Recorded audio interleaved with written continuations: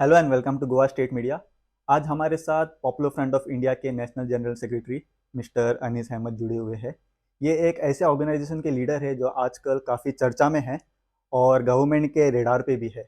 आइए उनसे बात करते हैं और पॉपुलर फ्रंट ऑफ इंडिया के बारे में जानते हैं। तो Anees Ahmad sir, popular front of India कैसे ऑर्गेनाइजेशन है? देखिए, पॉपुलर फ्रंट ऑफ इंडिया जो है एक सोशल मूवमेंट है जो 2007 में जिसको लॉन्च किया गया था। और पॉपुलर फ्रंट ऑफ इंडिया जो है अलग अलग फोकस एरियाज़ में काम करने वाले एक ऑर्गेनाइजेशन है। Nature of organisation basically cadre based और मास मूवमेंट है जिसमें जिसके कैडर्स होते हैं, जो कैडर्स मास के बीच में जाकर काम करते हैं। और पॉपुलर फ्रंट ऑफ इंडिया के मल्टीपल फोकस एरियाज़ होते हैं, जैसे एजुकेशन है, लीगल अवेयरनेस है, लीगल डिफेंस है, कम्युनिटी डेवलपमेंट है, रेस्क्यू एंड रिलीफ है, ऐसे और कन्फ्रंटिंग फैसिज्म है, प्रोटेक्शन ऑफ कॉन्स्टिट्यूशनल राइट्स, ऐसे अलग अलग हमारे फोकस एरियाज़ होते हैं।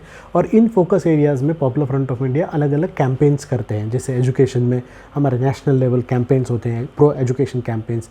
उसी तरीके से लीगल डिफेंस में जो वीकर सेक्शंस होते हैं, उन वीकर सेक्शंस को हम लोग लीगल एड और लीगल एडवाइस असिस्टेंस हम लोग प्रोवाइड करते हैं। साथ ही साथ जब भी कोई ऐसे एंटी कॉन्स्टिट्यूशनल एक्ट्स आते हैं या कहीं पर कॉन्स्टिट्यूशनल राइट्स का वायलेशन आता है, तब पॉपुलर फ्रंट ऑफ इंडिया उसके लिए कैंपेन्स चलाता है। या फिर चंद ऐसे आइडियोलॉजीज़ जो हमारे कॉन्स्टिट्यूशन के खिलाफ काम करते हैं, ऐसे आइडियोलॉजीज़ के जो कॉन्स्पिरेसीज़ होते हैं या उनके जो प्लान्स होते हैं, उन प्लान्स को हम कॉन्स्टिट्यूशनली और डेमोक्रेटिकली कन्फ्रंट करते हैं। जो इस तरीके की एक्टिविटी करने वाली एक ऑर्गेनाइजेशन पॉपुलर फ्रंट है। लेकिन आजकल अगर देखा जाए तो पॉपुलर फ्रंट ऑफ इंडिया काफ़ी कॉन्ट्रोवर्शियल ऑर्गेनाइजेशन बन चुका है, ऐसे क्यों?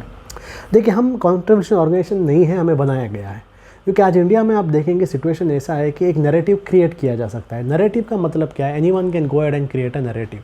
आज अगर आप देखेंगे पॉपुलर फ्रंट ऑफ इंडिया के बारे में जो नैरेटिव आज आपको नज़र आ रहा है, ये बेसिकली 2011 से ऐसा एक नैरेटिव शुरू हुआ था। हालांकि 2007 में जब पॉपुलर फ्रंट को लॉन्च हुआ था, उस टाइम पर अगर आप देखेंगे बहुत सारे मीडिया ने, बहुत सारे लोगों ने अप्रिशिएट भी किया था हमें, क्योंकि एक डिफरेंट टाइप ऑफ मूवमेंट था। मुस्लिम कम्युनिटी के अंदर एक ऐसा मूवमेंट आ गया था जो ना सिर्फ मुसलमानों के रिलीजियस इशू पर बात करता है, बल्कि उनकी सिटीजनशिप और उनका एक सोशो डेमोक्रेटिकल इशूज़ पर बात करता है। एक बहुत बड़ा चेंज था और बहुत लोगों ने अप्रिशिएट किया। 2011 के बाद लोगों ने देखा, स्पेशली चंद वेस्टेड इंटरेस्ट ने देखा कि ये ऑर्गेनाइजेशन एक अलग कल्चर, एक अलग एटीट्यूड इंडियन मुस्लिम्स के अंदर ला रहा है। स्पेशली उनके अंदर जो है एक डेमोक्रेटिक प्रोसेस में उन्हें ला रहा है, अदर वीकर सेक्शन के साथ सोशल अलायंसेस कर रहा है। और ये चीज़ें से नाराज़ होकर हम देखते हैं कि चंद जो बेसिकली जो कम्युनल एलिमेंट्स हैं, उन कम्युनल एलिमेंट्स ने हमारे खिलाफ एक बहुत बड़ा कैंपेन शुरू किया, हमारे ऊपर इल्ज़ामात लगाकर। और ये जो भी चीज़ आप बता रहे हैं कंट्रोवर्सी, ये controversy is nothing but manufactured है। उसका मिजाज आपको सिर्फ इसी से लगता है कि ये जो इल्ज़ामात हम पर लगा रहे हैं, आप जनरली, मैं पॉपुलर फ्रंट वाला हूँ, मैं पॉपुलर फ्रंट को नेचुरली डिफेंड ही करूँगा, लेकिन जनरली आप देखिए, आप उस एलिगेशन को लीजिए और उस एलिगेशन को जो है एक जनरिक इसमें प्लेस करके देखेंगे तो आपको पता रहेगा कि इट स्टैंड्स नोवेयर। लेकिन जब उसी चीज़ को पॉपुलर फ्रंट पर डाला जाता है, कुछ बड़ा इशू बनाया जाता है, सो व्हाट से समझ में आता है कि this is nothing but a manufactured controversy. लेकिन आप इसी कंट्रोवर्सी के बारे में बात करते हैं तो इसमें पॉपुलर फ्रंट को आजकल क्रिमिनल ऑर्गेनाइजेशन की तरह देखा जा रहा है, क्रिमिनल ब्रांडिंग किया जा रहा है, स्पेशली मीडिया में हो या बीजेपी के स्पोक्स पर्सन हो। तो ऐसे क्यों क्रिमिनल क्यों कहा जा रहा है पॉपुलर फ्रंट ऑफ इंडिया? देखिए, वापस अभी एक नया ट्रेंड जो हो रहा है, वो ट्रेंड ये है, इंडिया में कहीं पर भी कुछ भी हो, सबसे पहले वहाँ पर क्या किया जाता है कि इसके पीछे पॉपुलर फ्रंट करके एक स्टेटमेंट दिया जाता है। जब वो स्टेटमेंट आते ही मीडिया कैसा कवर करती है, पीएफआई लिंक। मैं एग्जांपल बताता हूँ। अभी हाल ही में जो है जो अलग अलग जगह रामनवमी के जो दंगे हुए, वो दंगे हर कोई जानता है कि आरएसएस संघ परिवार ने दंगे किए। उन दंगों के बीच में जो है चंद लोग जाकर पुलिस वालों से पूछते हैं क्या इन दंगों में पीएफआई का रोल है, तो पुलिस वाले क्या कहते हैं? नेचुरल आंसर देते हैं, हम इंक्वायरी कर रहे हैं। अगर उनसे कोई जाकर पूछता क्या बीजेपी का रोल है, तब भी वही स्टेटमेंट आता। आरएसएस का रोल है, सेम स्टेटमेंट आता। लेकिन वो जो एक पुलिस का स्टेटमेंट आता है, हाँ हम इंक्वायरी कर रहे हैं, उस चीज़ को लेकर एक कंट्रोवर्सी क्रिएट किया जाता है कि पॉपुलर फ्रंट ऑफ इंडिया का link, popular front of India का लिंक। उसके बाद हमसे ही सवाल पूछा जाता है कि लेकिन हर एक इशू में आपका नाम क्यों आ रहा है? हम कहते हैं हमारा नाम आ नहीं रहा है, आप लोग ला रहे हैं। अगर हमारा नाम आता, अगर सच में हम क्रिमिनल्स होते, तो उस इशू में हमारा इन्वॉल्वमेंट प्रूव होना चाहिए था। तो ये जो क्राइम्स आप बता रहे हैं, अलग अलग दंगे बता रहे हैं, सिर्फ उसमें न्यूज़ आता है। वो न्यूज़ क्या होता है? पॉपुलर फ्रंट लिंक सामने आया, पॉपुलर फ्रंट लिंक सामने आया। लेकिन वो लिंक कभी भी इन्वेस्टिगेशन में भी नहीं आता, एफआईआर में भी नहीं आता, चार्जशीट में भी नहीं आता और कोर्ट में भी नहीं आता। तो ये जो एक क्रिमिनल एंगल बताया जा रहा है, ये क्रिमिनल एंगल क्रिएट किया जा रहा है हमारे ऊपर एक लेबल लगाने के लिए। मैं ये भी बताता हूँ क्यों। वो इसलिए क्योंकि पॉपुलर फ्रंट का एक्सेप्टेंस जो है स्पेशली मुस्लिम कम्युनिटी के अंदर और अदर वीकर सेक्शंस के अंदर, जैसे एससी हैं, एसटी हैं, ट्राइबल्स हैं, आदिवासीज़ हैं, ओबीसीज़ हैं और जो प्रोग्रेसिव अपर कास्ट हैं, इन सब लोगों के बीच में जो है पॉपुलर फ्रंट का एक बहुत अच्छा एक रिस्पॉन्स, एक्सेप्टेंस हो रहा है।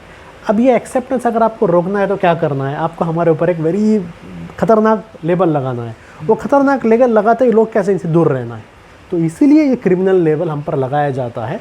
लेकिन हम कहते हैं कि अगर जेन्युइनली अगर आप क्रिमिनल लोगों को ढूंढना पड़ेगा तो इंडिया में आरएसएस से बड़ा कोई क्रिमिनल नहीं है। हम नहीं कहते, इंडिया की जो क्राइम रिकॉर्ड्स ब्यूरो का अगर आप डेटा निकालेंगे तो ये जो क्राइम के एलिगेशन हम पर लगा रहे हैं सिर्फ एलिगेशन है, लेकिन ये प्रूव हम पर नहीं हुआ, प्रूव संघ परिवार पर हुआ है। आपने कहा कि मीडिया इसको बार बार ब्लेम कर रहा है, मीडिया इस इंफॉर्मेशन को लिंक कर रहा है पीएफआई के जरिए, तो आपको लगता है कि ऑर्गेनिकली हो रहा है या आर्टिफिशियली क्रिएट किया जा रहा है? देखिए, हर कोई जानता है इंडिया के अंदर मीडिया जो है एक पॉलिसी पर काम करता है।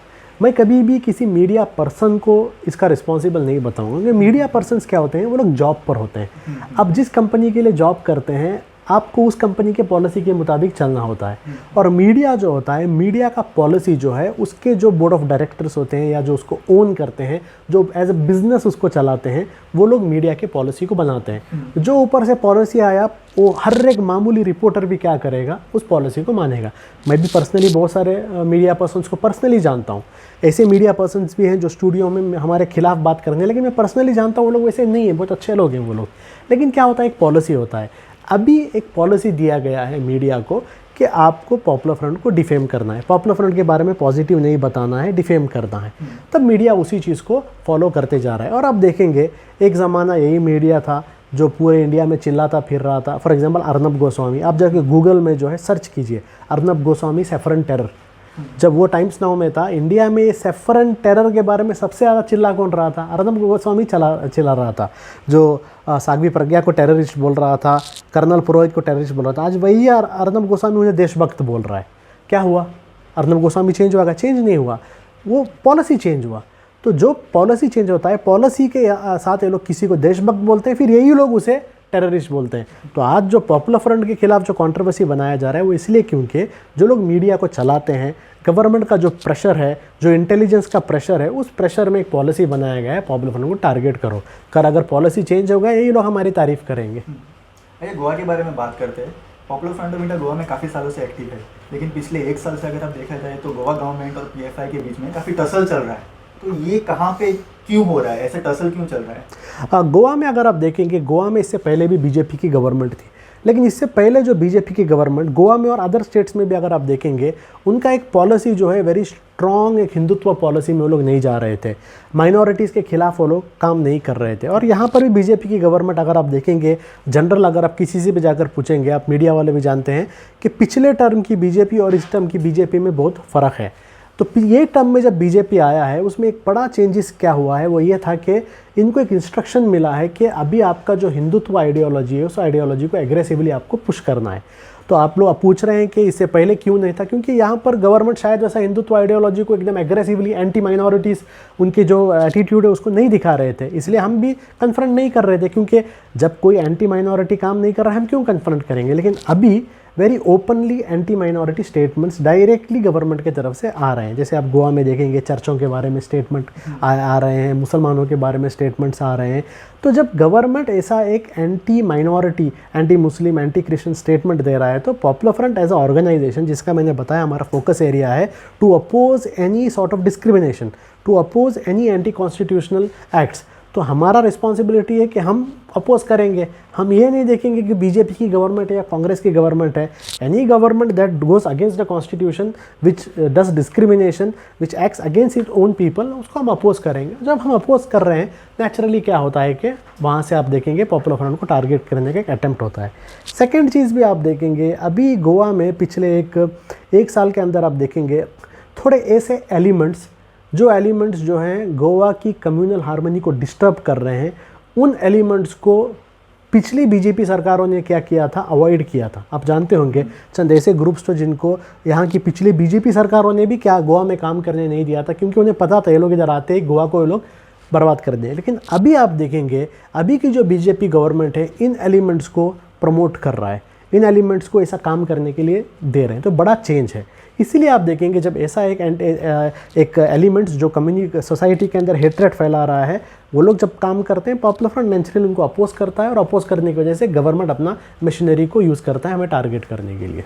बार बार डिमांड किया जा रहा है कि पॉपुलर फ्रंट को बैन करना चाहिए। गोवा के चीफ मिनिस्टर ने भी स्टेटमेंट दिया कि पॉपुलर फ्रंट को बैन किया जाएगा गोवा में। तो जब ऐसे बार बार डिमांड्स आते हैं तो पीएफआई का स्टैंड क्या होता है? पीएफआई किस तरीके से रिस्पॉन्ड करता है, किस तरीके से प्लान करता है कि ऐसे काउंटर करे ऐसे स्टेटमेंट को? पहला चीज़ क्या है, देखिए हमारा मानना है कि डेमोक्रेसी में बैन की जगह नहीं है, डेमोक्रेसी में डायलॉग की जगह है।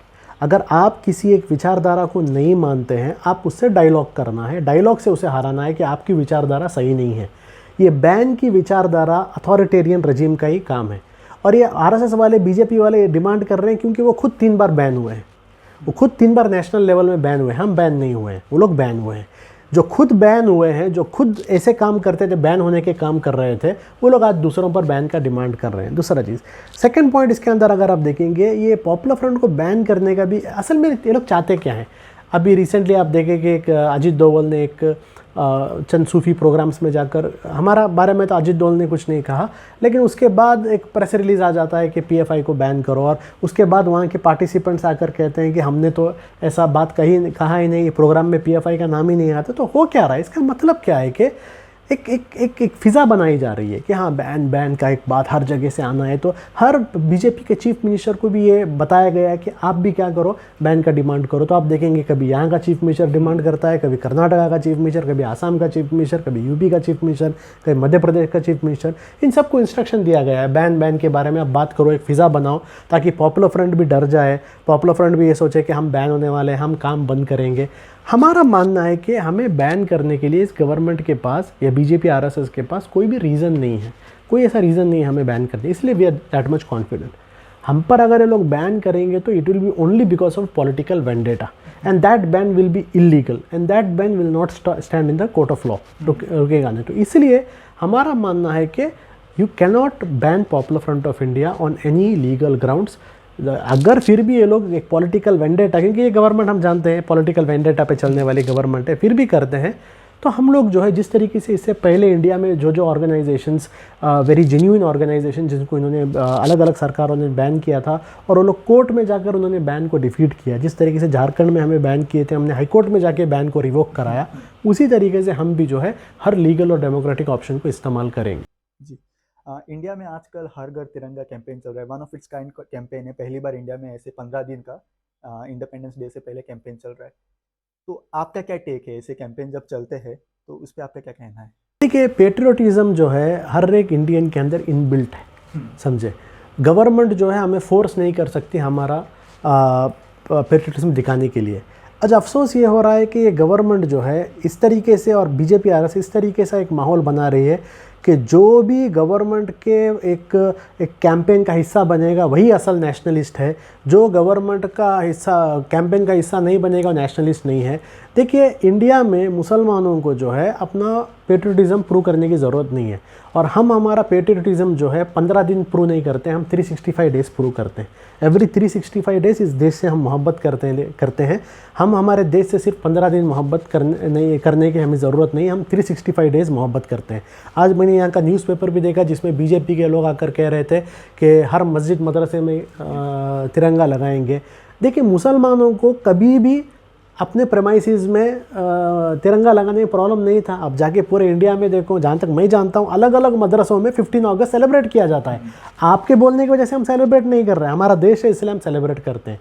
आपको हमें कन्विंस करने की ज़रूरत नहीं है। हाँ, आपको कन्विंस करना है आरएसएस के ऑफिस को, आरएसएस का ऑफिस जहाँ पर वो लोग तिरंगा नहीं लगा रहे थे, आरएसएस का ऑफिस जहाँ पर आरएसएस के गोलवालकर ने, जो उनका सेकंड सरसंघ चालक था, जिसने कहा था कि ये जो तिरंगा है ये त्रि जो वर्ड है, ये त्रि एकदम अशुभ वर्ड है, इम्प्योर वर्ड है, और ये त्रि होने से हमारे देश के लिए क्या हो जाएगा, बहुत अशुभ चीज़ें हो जाएंगी। ये वो लोग थे जो कह रहे थे इंडिया का झंडा सिर्फ भगवा होना चाहिए।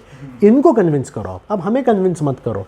ये तिरंगे का डिज़ाइन ही एक मुसलमान ने किया था, एक मुसलमान औरत ने इसका डिज़ाइन किया। You can not tell us to love this love for the Indian flag, और हमारे इंडिपेंडेंस डे में it's inbuilt in Indian Muslims, and we have shown it again and again, we don't need to prove it.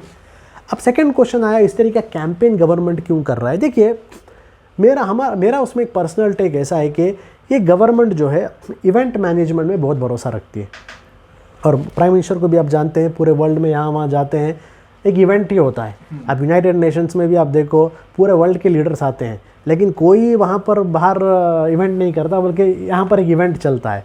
अब यहाँ पर भी event इसलिए करते हैं क्योंकि इन्फ्लेशन इतना ज़्यादा हो गया है, अनएम्प्लॉयमेंट इतना ज़्यादा हो गया है। एक ज़माने में लोग केयर नहीं करते थे, अभी क्या हो रहा है, इन्फ्लेशन घर तक आ गया है। आप ही देखिए, अगर आप जाके एक राशन ले रहे हैं, वो राशन 3,000 का आता था एक महीने का, अभी 4,500 का आ रहा है। तो आप फील कर रहे हैं कि हर महीने 1,500 रुपये मेरा ज़्यादा जा रहा है, या 2,000 रुपये मेरे ज़्यादा जा रहे हैं। अग्निपथ का आप इशू ले लीजिए, अग्निपथ में क्यों इतना प्रॉब्लम हुआ? हम लोग कभी सोचेंगे भाई सिर्फ एक गवर्नमेंट का एक पॉलिसी है ना, क्यों लोग इतना नाराज़ हो गए, क्यों वहाँ के लोग, स्पेशली जो बिहार में जो हुआ या फिर नॉर्थ इंडिया के थोड़े सिटीज़ में हुआ, क्यों बसों को जलाए, अपना देश का बस है क्यों जला रहे हैं? देखिए, आप उन नौजवानों के बारे में सोचना है। वहाँ पर वन ऑफ द बिगेस्ट, और मैं कहता हूँ नॉट बिगेस्ट, एक ही ऐसा एक एवेन्यू है जहाँ पर उनको एक एम्प्लॉयमेंट का अपॉर्चुनिटी है, वो है डिफेंस, जहाँ पर वो खानदानी तरीके से लोग जो है फैमिली जनरेशन्स जो है आर्मी में ज्वाइन होते हैं। अब उनके लिए एम्प्लॉयमेंट का एक बहुत बड़ा सोर्स है वो डिफेंस में ज्वाइन करना, और इसमें फैमिली से वो लोग आ रहे हैं। वो भी आपने बंद कर दिया, उसको भी आपने 4 साल बना दिया। तो ये जो देश के अंदर अनएम्प्लॉयमेंट को लेकर और इन्फ्लेशन को लेकर बहुत एक गुस्सा है, वो गुस्सा अभी नज़र आ रहा है। इसलिए आप देखेंगे प्रोटेस्ट हो रहे हैं, सब हो रहे हैं। अब पार्लियामेंट के अंदर चर्चा चल रहा है इन्फ्लेशन का, पार्लियामेंट के अंदर चर्चा चला है अनएम्प्लॉयमेंट का। वो चर्चा पब्लिक में ना आए, इसलिए इवेंट पब्लिक के ऊपर डाल दिया। आप सब लोग क्या करो, 15 डेज़ मनाओ, 15 डेज़ जो है कंपलसरी करो। और ये 15 दिन में क्या करेंगे ये लोग, स्पेसिफिकली जाके एक मुसलमानों के घर ढूंढेंगे, यहाँ पर झंडा नहीं, वहाँ पर झंडा नहीं, यहाँ पर झंडा नहीं, और एक फ्रीडम का जो एक खुशी का मौका है वहाँ पर भी कम्युनलिज्म लाएंगे। ये असल इसका मकसद है। इंडिया का पॉलिटिकल इकोसिस्टम है वो नो डाउट चेंज हो रहा है, तो आप इंडिया का पॉलिटिक्स जो है फ्यूचर में किस तरीके से देखते हो, कहाँ जा रहा है इंडिया का पॉलिटिक्स? अभी जिस तरीके से सिचुएशन है, यही सिचुएशन कंटिन्यू हुआ तो हम लोग एक टोटल अथॉरिटेरियन रूल की तरफ जा रहे हैं। जिस तरीके से चाइना में एक सिंगल पार्टी रूल चल रहा है, जहाँ पर एक सिंगल पार्टी डिसाइड करती है हर चीज़, सिंगल पार्टी पूरी चीज़ों को कंट्रोल कर लेती है, अपोजिशन को कंप्लीट ख़त्म किया जाता है। यहाँ पर बीजेपी जो है उसी एंगल में ये लोग जा रहे हैं।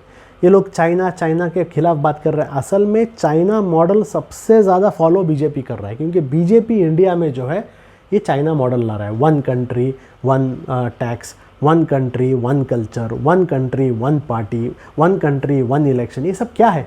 ये आप यूनिफॉर्मिटी लाए, एक डाइवर्स कंट्री में आप यूनिफॉर्मिटी लेके आ रहे हैं। तो इसी तरीके से ये चीज़ अगर चलेगा, अगर इनको प्रॉपरली, अगर एक पॉलिटिकल अपोजिशन और एक सोशल अपोजिशन मुल्क के अंदर नहीं रहा, तो ये देश को धीरे धीरे ये लोग अथॉरिटेरियनिज्म की तरफ लेके जाएंगे।